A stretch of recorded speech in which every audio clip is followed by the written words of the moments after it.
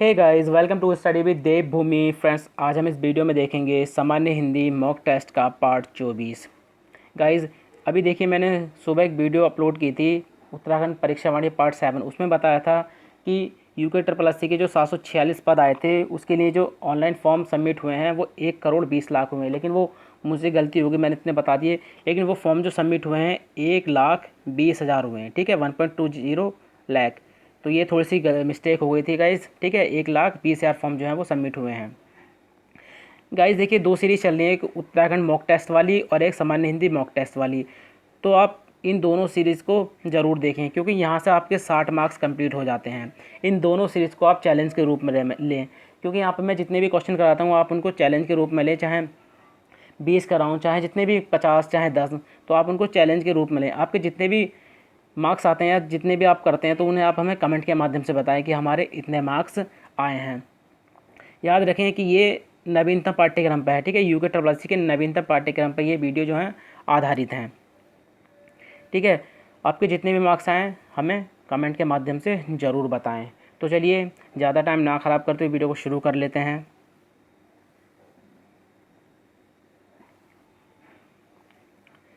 तो पहला क्वेश्चन है, तुलसी कृत में कौन सा समास है। देखिए, तुलसी कृत की बात करें तो तुलसी के द्वारा रचित यानी कृत, ठीक है। तो इसमें क्या आ रहा है, के द्वारा। के द्वारा तुलसी कृत का मतलब होता है तुलसी के द्वारा रचित या कृत, ठीक है। तो के द्वारा किस में आता है, करण, ठीक है। करण तत्पुरुष, करण तत्पुरुष। और करण तत्पुरुष किस में आता है, तत्पुरुष समास में, यानी ऑप्शन सी हमारा सही है। अगला है, यथार्थ में कौन सी संधि है। तो यथार्थ में कौन सी संधि होगी, अगर इसका हम संधि विच्छेद करें, यथा प्लस अर्थ, तो ये आ जाएगा बड़ा, ये छोटा आ जाएगा। जब ये मिलके क्या बनाएंगे, बड़ा आ। तो ये किसकी पहचान होती है, दीर्घ संधि की, यानी ऑप्शन ए हमारा सही है। अगला है, सत्य बोलो परंतु कटु सत्य ना बोलो, किस प्रकार का वाक्य है। तो देखिए, इसमें पहचान है सत्य बोलो परंतु कटु सत्य ना बोलो। यह पहचान किसकी है, संयुक्त वाक्य की। किसकी पहचान है, संयुक्त वाक्य की।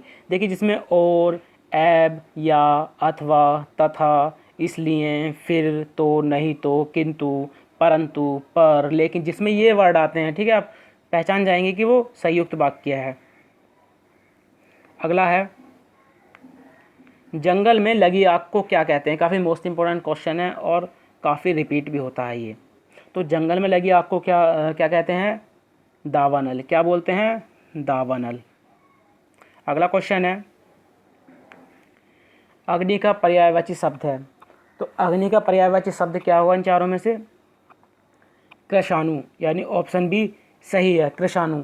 अग्नि के क्या क्या होते हैं, देखिए, एक तो होता है पावक, ज्वाला, अनल, दहन, वही, वैश्वानर, धूम्रकेतु, ठीक है। कृषाणु हो गया, जातदेव, आग। तो ये सभी जो है अग्नि के पर्यायवाची हैं।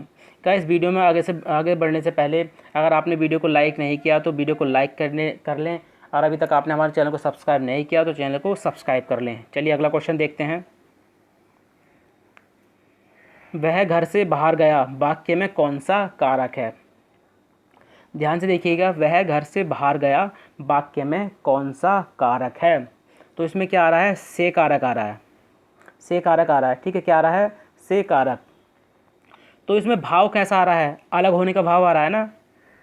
वह घर से बाहर गया यानी वो घर से अलग हो रहा है, तो अलग होने का भाव आ रहा है। तो ये कैसा है, अपादान। कैसा कारक है, अपादान कारक। लेकिन अगर ये जैसे पूर्ण होता, किसी चीज़ से पूर्ण होता, तो वो किस तरह का होता, किस तरह का होता, वो करण। कैसा होता वो, करण। अगर किसी चीज़ से अगर वो पूर्ण है, जैसे करुणा से पूर्ण, जैसे कहते नहीं है करुणापूर्ण, करुणापूर्ण, तो उसमें मतलब करुणा से जो है ना प्रेरित है, मतलब उसमें भाव आ रहा है करुणा का, ठीक है। और इसमें अपादान में अलग होने का भाव आता है, तो दोनों में अंतर है। ये क्वेश्चन काफ़ी कंफ्यूज करता है, ठीक है। एक तो अलग होने का भाव होगा किसी में, तो वो अपादान होगा, ठीक है। अगर उसमें से किसी चीज़ से जुड़ेगा, जैसे धन से पूर्ण, ठीक है, शोकग्रस्त या करुणापूर्ण, तो वो कैसा होगा, करण। कैसा होगा, करण कारक। अगला है, स्रोत या इतिहास के आधार पर शब्द कितने प्रकार के होते हैं। तो ये इस स्रोत और इतिहास के आधार पर शब्द कितने प्रकार के होते हैं, 5 प्रकार के, यानी ऑप्शन डी हमारा सही है। कौन कौन से होते हैं देखिए, एक तो होता है तत्सम, एक होता है तद्भव, तीसरा होता है देशज, चौथा विदेशज, और 5वां होता है संकर। अगला है, दुनिया किस प्रकार का शब्द है, काफ़ी मोस्ट इम्पोर्टेंट है। दुनिया किस प्रकार का शब्द है, तो यह है अरबी भाषा का शब्द है। कैसा है, अरबी भाषा का शब्द है। अगला क्वेश्चन है, निम्नलिखित में से पुर्तगाली शब्द को पहचानिए। तो एक एक करके देख लेते हैं। देखिए, इसमें तकिया जो है ये किस प्रकार का शब्द है, तो यह है अरबी, ठीक है, अरबी का शब्द है। चेहरा ये फारसी का है, ठीक है। गोदाम ये है पुर्तगाली, ठीक है, गोदाम कैसा है, पुर्तगाली है। और चेचक की बात करें तो काफ़ी फेमस है, ये तुर्की का शब्द है, तुर्की भाषा का शब्द है। अगला क्वेश्चन है, रचना या बनावट के आधार पर शब्द कितने प्रकार के होते हैं। तो देखिए, रचना या बनावट के आधार पर शब्द जो होते हैं वो 3 प्रकार के होते हैं। कौन कौन से, रूढ़ शब्द, यौगिक शब्द और योगरूढ़ शब्द। अगला है, जलज किस प्रकार का शब्द है। तो जलज किस प्रकार का शब्द होगा, जलज का देख लेते हैं। देखिए, जल में उत्पन्न होने वाला, यानी कमल। तो ये कैसा एक बहुब्रीय है, कैसा एक बहुब्रीय है। तो जितने भी बहुब्रीय होते हैं वो योग ऋण के उदाहरण होते हैं। तो यानी ऑप्शन सी हमारा सही है। अगला है, निम्नलिखित में से तत्सम शब्द कौन सा है। देखिए, 3 इसमें तत्भव हैं और 1 तत्सम शब्द है। तो आपने तत्सम शब्द बताना है इसमें कौन सा है। तो तत्सम शब्द है इसमें ऋतु। क्या है, ऋतु। और इसका तत्भव क्या होगा, ये इस तरह से ऋतु, ठीक है। अगला देख लेते हैं, निम्नलिखित में से पुल्लिंग शब्द कौन सा है।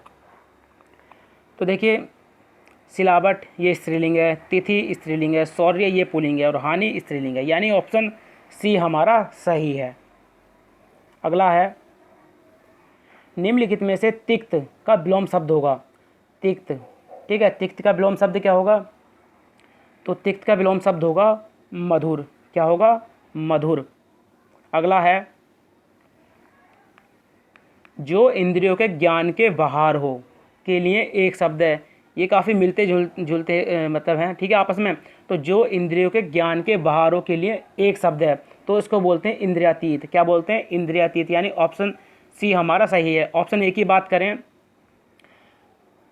तो इसका मतलब होता है ऑप्शन ए का, इंद्रियों को बस में करने वाला, ठीक है। इंद्रियों को बस में करने वाले के लिए बोलते हैं इंद्रजीत, ठीक है। और इंद्रिया विग्रह किसे बोलते हैं, इंद्रियों पर किया जाने वाला बस, ठीक है। और जो इंद्रियों के ज्ञान के बाहर हो से क्या बोलते हैं, इंद्रियातीत, ठीक है। तो ऑप्शन सी हमारा सही है। अगला है, निम्नलिखित में से किसे त्रुटि बोधक कहा जाता है, ठीक है। तो त्रुटि बोधक किसको कहा जाता है, हंस पद को। आता है इस तरह से नहीं आता, वह गया, लेकिन कहाँ गया इस तरह छूट जाता, तो इस तरह से हम त्रुटि पद लगा के फिर लिख देते हैं, वह दिल्ली गया, ठीक है। तो इस तरह से जो लगता है ना, इस तरह से इसको बोलते हैं हंस पद, और इसको कहते हैं त्रुटि बोधक। अगला है, निम्नलिखित में से वाक्य के शुद्ध रूप का चयन कीजिए, ठीक है। तो इसका शुद्ध रूप क्या होगा, तो इसका शुद्ध रूप होगा, उसे अनुत्तीर्ण होने की आशंका है, यानी ऑप्शन डी हमारा सही है। संशय नहीं होता, शक भी नहीं होता, आशा भी नहीं होता, आशंका होता है, ठीक है। उसे अनुत्तीर्ण होने की आशंका है, तो ऑप्शन डी हमारा सही है। अगला है, हाथ ऊंचा होना का अर्थ है। तो हाथ ऊंचा होने का क्या अर्थ है, दान आदि के लिए मन में उदारता का भाव होना, यानी ऑप्शन बी हमारा सही है। अगला है, किस सदी से किस सदी तक हिंदी उर्दू में कोई मौलिक भेद नहीं था। काफ़ी इंपॉर्टेंट क्वेश्चन है, जीके में भी काम आता है और हिंदी में भी काम आता है। तो याद रखेंगे 13वीं सदी से 18वीं सदी तक हिंदी और उर्दू में कोई भी मौलिक भेद नहीं था। आज का अंतिम क्वेश्चन देख लेते हैं। निम्नलिखित में से संसद में प्रयोग की जाने वाली भाषा किस अनुच्छेद के तहत आती है। तो देखिए संसद यानी संसद, लोकसभा और राज्यसभा, ठीक है। संसद से मतलब है लोकसभा और राज्यसभा में प्रयोग की जाने वाली भाषा, तो ये आती है अनुच्छेद 120 के तहत। किसके तहत आती है? अनुच्छेद 120 के तहत। बात करें अनुच्छेद 210 की, तो राज्य विधानमंडल में प्रयोग की जाने वाली भाषा जो आती है वो अनुच्छेद 210 में आती है। अनुच्छेद 345 की बात करें तो राज्य की राजभाषा आती है इसके अंदर, ठीक है। अनुच्छेद 346 की बात करें तो एक राज्य और दूसरे राज्य के बीच या किसी राज्य और संघ के बीच पत्र आदि की भाषा, ठीक है। तो गाइज ये थे सामान्य हिंदी के 20 मोस्ट इंपॉर्टेंट क्वेश्चन जो आपके आने वाले एग्जाम में आपकी काफ़ी मदद कर सकते हैं। आपके 20 में से जितने भी मार्क्स आए हैं आप हमें कमेंट के माध्यम से बताएं। हम इसी तरह की वीडियो लाते रहते हैं, तो आप हमारे चैनल को सब्सक्राइब कर लें ताकि आप किसी भी वीडियो को मिस ना कर पाएँ।